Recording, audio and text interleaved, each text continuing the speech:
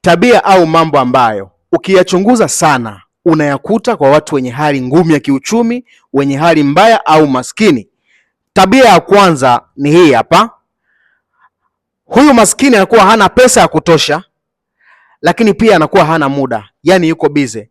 Mtu anakuwa yuko bize, anarudi asubuhi, anaondoka asubuhi nyumbani, anarudi usiku saa 4 saa 5, miaka nenda miaka rudi mpaka anazeeka.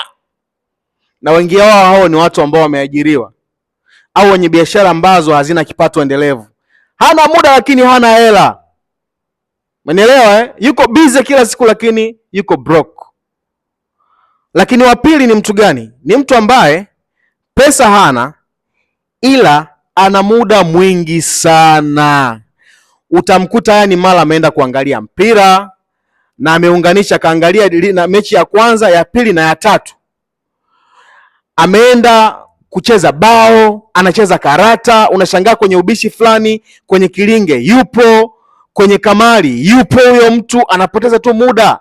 Kwa unakuta huyu mtu ana muda mwingi sana, anao muda mwingi sana, lakini kumuuliza kuhusu pesa hana, yuko broke.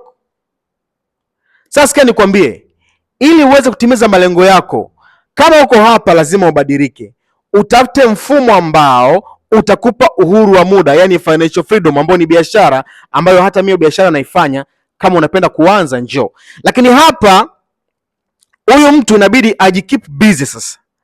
Atafute mambo ya kufanya, atafute biashara ya kufanya, aanze kusoma vitabu, ahudhurie semina mbalimbali, network na watu wa maana, aache kupoteza muda, atumie muda wake productive ili akili yake ijengeke aweze kutimiza malengo yake. Kama unaona hii imekusaidia na inakubadilisha, mtumie na mtu mwingine pia ili iweze kumbadilisha na kumsaidia.